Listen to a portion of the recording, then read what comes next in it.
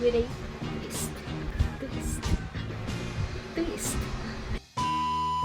Hi everyone! My name is Joanna, but you can call me Jo, and welcome to the video.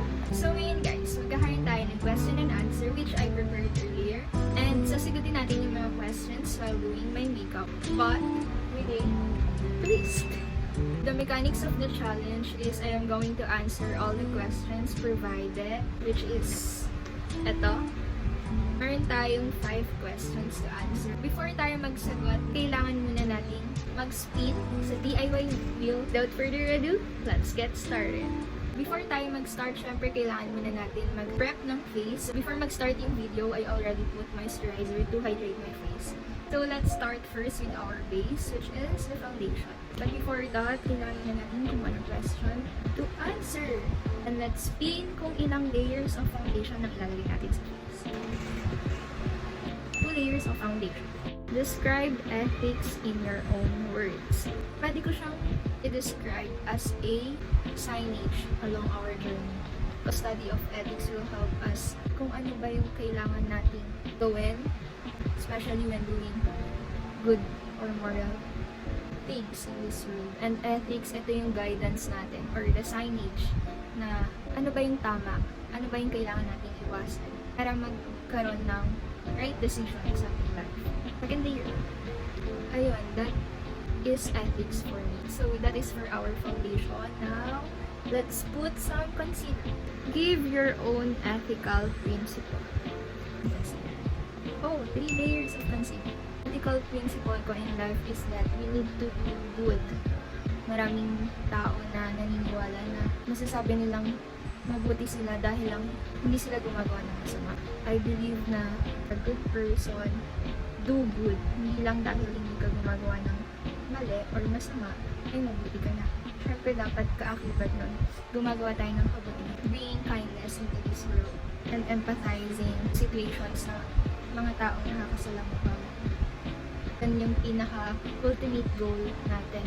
Maglaganap ng kabutihan towards other people. Para syempre din, makamit natin yung peace ng ating heart and ng ating mind. Second layer. Third layer of concealer. Oh no.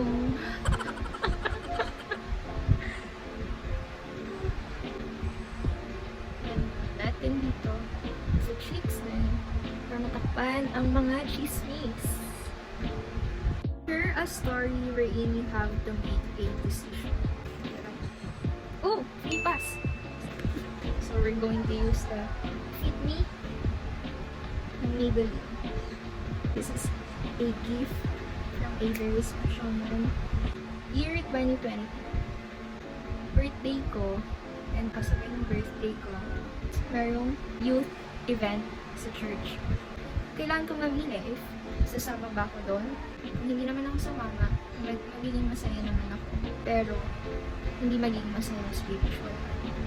Mas nangibago kasi sa akin na i-celebrate yun sa will ni Lord. Lalo na yung special na araw na pinagkaloob na sa akin. Naging basis ko lang naman doon is ano ba yung magbibigay sa akin ng genuine happiness. Relate your principle and basic decision making in the theories discussed. 3 layers of mascara. I-relate ko siya sa theory ni Aquinas. Mas nagbibigay sa akin ng true happiness yung mga bagay na may kinalaman kay God. Mas kailangan ng spiritual self ko yung happiness na makukuha ko lang kay God. Give an ethical principle you want to add in your personal principles and why. Isang bagay na gusto kong i-add sa principle ko is yung principle na justice as fairness. Hindi ka gagawa ng mabuti dahil lang ginagawan ka din ng mabuti. Gagawa tayo ng mabuti towards other people regardless kung ano man yung pinapakita nila sa'yo. And I believe with that, makakamit natin yung kapayapaan ng ating puso. So I guess that is all for today. Thank you for watching. Side by side we sway there in all the colors.